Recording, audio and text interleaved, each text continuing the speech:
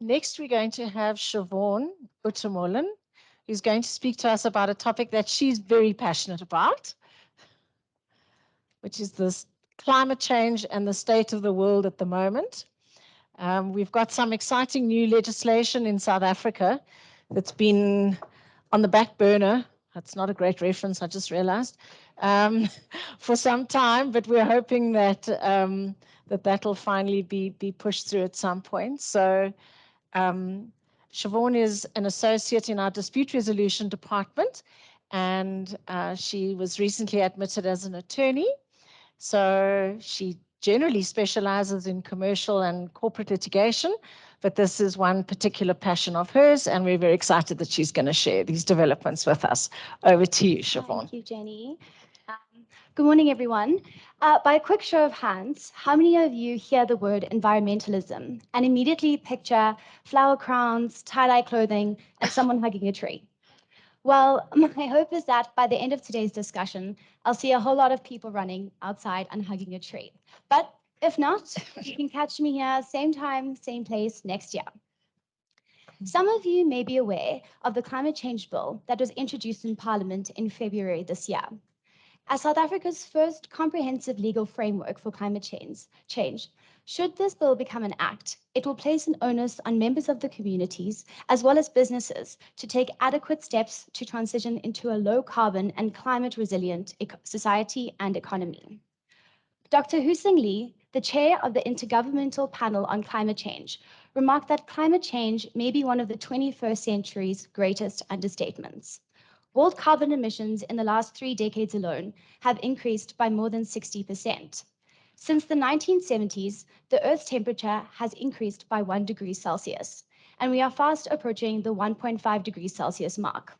If warming reaches 1.5 degrees Celsius, it will have immeasurable consequences on our planet, which include extreme weather conditions, water scarcity, and large power cutoffs, just to name a few. But these are all the physical side effects of climate change, right? So what are some of the economic side effects? A recent study suggests that if the Earth's temperature increases by 1 degree Celsius, wine growing regions, for example, will shrink by 56%. Disruptions from extreme floods and fires could cost up to $1 trillion to companies over the next 5 years. And the financial loss resulting from weather-related events are at record levels. Interestingly, founder of Jupiter Intelligence, Rich Sorkin, predicted that in 10 years from now, there will be no large commercial or government entity that does not have a well thought out approach to addressing and assessing climate change. He goes on to compare this to cybersecurity and how companies grappled with this issue in the early 2000s. So this begs the question, why should businesses engage in sustainable environmental practices? Well, as researcher Salvatore Schiano put it, it may not seem like it yet, but climate change is altering the world so drastically that all enterprises will need to undergo a transformation to avoid going extinct. Apart from the seemingly obvious physical risks that climate change poses on businesses, such as business disruptions and supply shortages, one needs to consider the financial implications. One only needs to look at the April KZN floods, where it was estimated that the loss to the eThekwini GDP was approximately 700 million rand.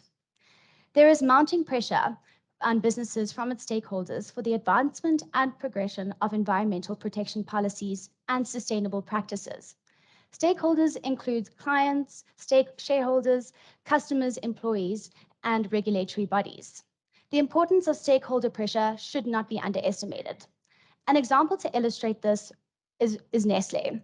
One of the world's largest food and beverage companies came under fire by its stakeholders in 2010 for its contribution to deforestation for its use of palm oil.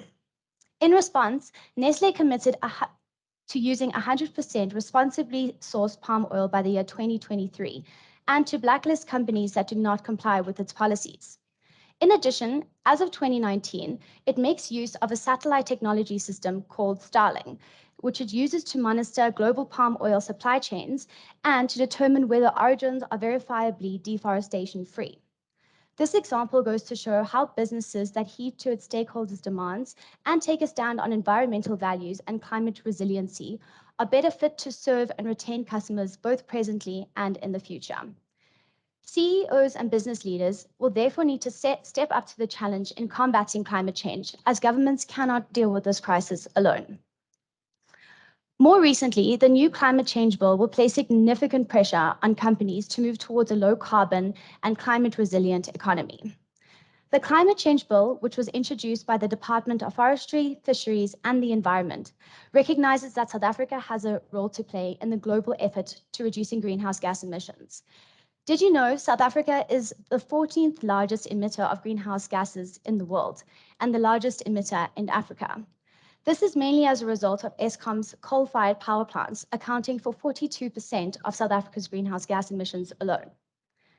At present, South Africa is highly reliant on international financing for implementation of its climate change mitigation goals.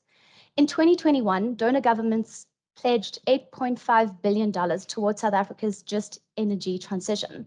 But South Africa needs approximately $250 billion to effectively transition to a low carbon economy.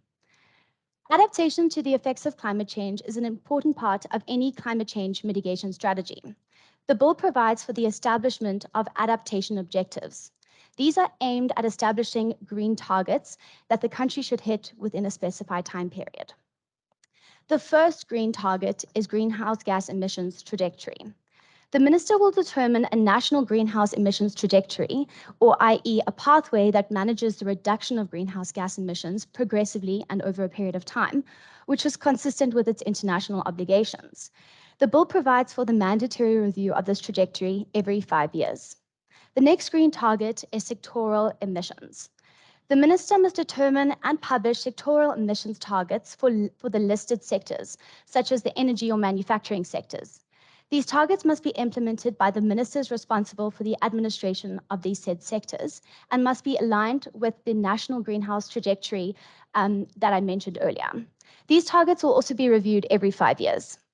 The next green target is listed greenhouse gases and carbon budgets. A carbon budget refers to the amount of greenhouse gas emissions, that an entity is permitted to emit over at least 3 successive 5-year periods. The minister will publish a list of greenhouse gases which cause or are likely to cause climate change. Once these gases have been identified, the minister will then identify entities that will be assigned a carbon budget.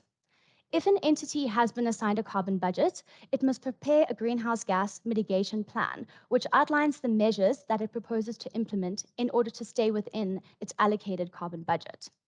Failure to prepare and submit such a plan to the minister will result in an offence in terms of the bill, and these carbon budgets will be reviewed at the end of the 5-year commitment period. The last green target is the phasing down and phasing out of synthetic greenhouse gas emissions. Synthetic greenhouse gases are man-made chemicals that do not occur naturally and are often used in fire extinguishing, aerosol can production, refrigeration, and cooling, which all typically have a much higher global warming potential than naturally occurring greenhouse gases. The bill seeks to eventually phase down and phase out synthetic greenhouse gas emissions. The minister, in consultation with the sectoral ministers that I mentioned earlier, must declare certain greenhouse gases to be synthetic.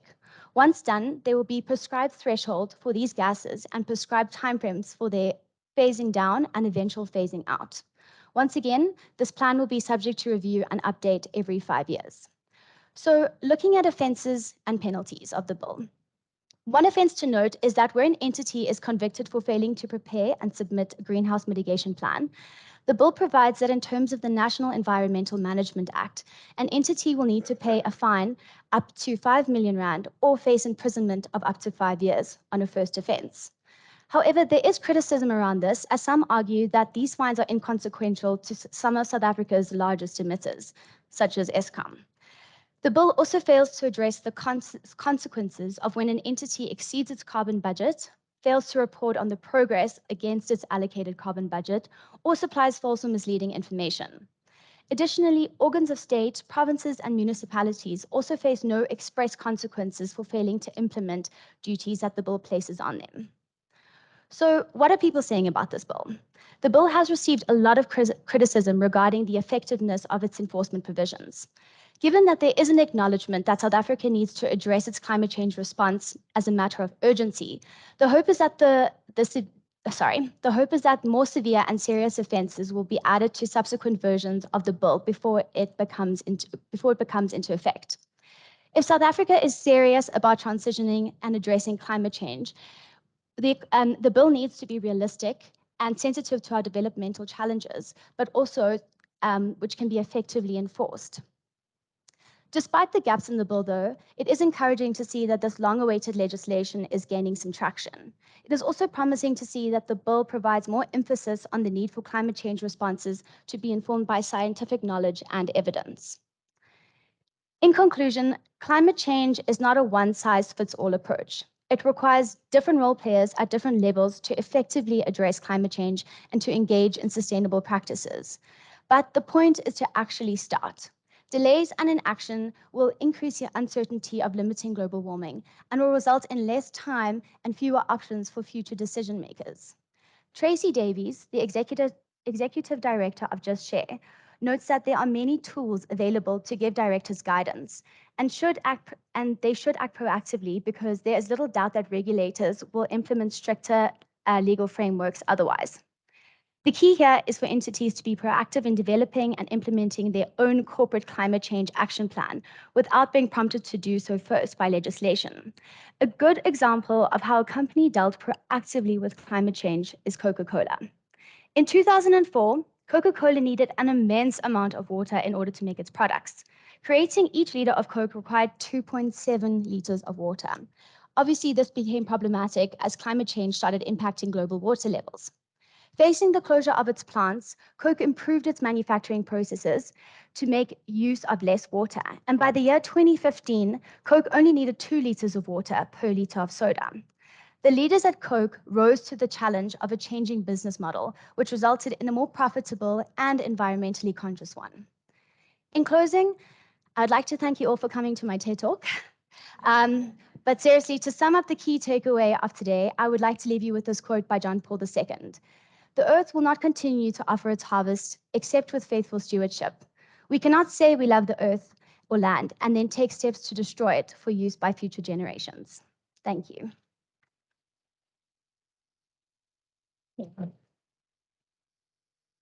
I've been given very strict instructions that I must stand here with you. Oh, okay. I mustn't stand down at the bottom. So that's why I'm not chasing you. Well done. Thank you very much. I just have, before I ask if anyone else has any questions, what's taken so long for us to get to the point where we're starting to take responsibility for something like this? That is a very layered question, Jenny. But I think to answer that question, we have to consider South Africa's history. I think we're 28 years into our democracy, and our government has had to deal with social issues such as unemployment, issues of education, access to water and housing, and electricity. And I think we're unfortunately at this crossroads where those issues need to be dealt with simultaneously with the environmental aspects. I think because we are signatories to things like the Paris Convention and other conventions that the UN has led we have an obligation to meet certain goals, and we can't meet those goals without enforcing certain legislation and bringing into place certain law to enable us to do that. So it sounds a bit cliche, but it's better late than never. I think it's very positive that South Africa has already introduced this legislation into Parliament, and I think it's a positive sign to show that we are serious as signatories, especially if we need funding from investors in the future. Thank you. Does anyone else have any questions? Yes.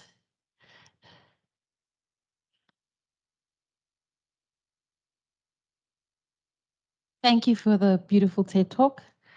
My question is, what are the learnings from the other countries? You mentioned that we are the 11th contributor as far as the greenhouse gas emissions. So, for example, China and the US, what have been the learnings when it comes to implementing these strict policies versus the economic growth? I think, as I was saying, the having policies in place is great because it almost forces companies to reach targets, and it forces an alignment in a sense in terms of where we want to be. But that's where I was speaking about also being progressive and innovative as a company to avoid having to be sanctioned or to avoid having consequences, to sort of beat the curve in terms of what you have to do. I think if you look at a company like Amsterdam, for example, they have a brilliant initiative. Deloitte has a brilliant initiative called the True Coffee Initiative, where essentially you go into the canteen and there's the price of a normal coffee, let's say it's 40 Rand for a cappuccino or whatever you want. And at the same time, in the next column, there's something called the true price of coffee, which takes into account from the beginning of the harvest of the coffee beans all the way to when the coffee ends up in the consumer's hands. It takes into account the water pollution, air pollution, poverty, the labor that went into those sorts of things. And one of my friends was actually at those offices and said that in her entire time at that office, she never once watched someone purchase the cheaper coffee, or never opted for the cheaper coffee, because it's instilled within the business. So I think, countries, as much as I was trying to say earlier, as much as countries have a role in driving environmentalism and sustainable practices, I think companies and large entities also have a role in ensuring that, consumer behavior changes and ensuring that stakeholders and shareholders have an input as well. And I think if it's a collective effort and engagement of all parties, it really is effective from an economics perspective as well. I know we're a bit short on time, but there is a question from the chat, and I think it's a question that we as South Africans often ask ourselves. So it's fantastic to have all these laws and things, but how will this all be enforced at the end of the day? The question is, given that the African continent as a whole is responsible for a fraction of all global emissions, how likely is it that any compliance requirements will be seriously enforced in South Africa? Well, I mean, that's an interesting question. And I think, there obviously are challenges, but that's the whole purpose of this legislation as well, because if large emitters like, for example, Eskom aren't going to do anything about it, the onus is on governments to ensure that there is legislation in place to regulate. And I think what's interesting about this bill is that it doesn't come into effect immediately. It sees that it's a long-term objective, and that every company has a role to play, whether it be small or big. I mean, Eskom 46%, let's say, that still leaves you with 58% of other emitters in the country that need to be dealt with. So I think South Africa, we have to get there. We don't actually have a choice. Research suggests that in terms of environmental practices and engaging in environmental practices, at least, we are already too late. So I don't think it's a question of whether South Africa can get it done. I think it's a question of how South Africa can get it done. And I believe we can. And I think this bill at least proves that we can, and that we have an intention of actually doing something with it. But I think, especially if we need funding, and going back to that aspect, it will require us to actually meaningfully engage and to ensure that those sorts of sanctions are actually followed through, and to make sure that companies do stick to the carbon budgets or stick to their the trajectory that is provided by the ministers. Okay, thank you. Right, thank you very much, Siobhan. Thanks.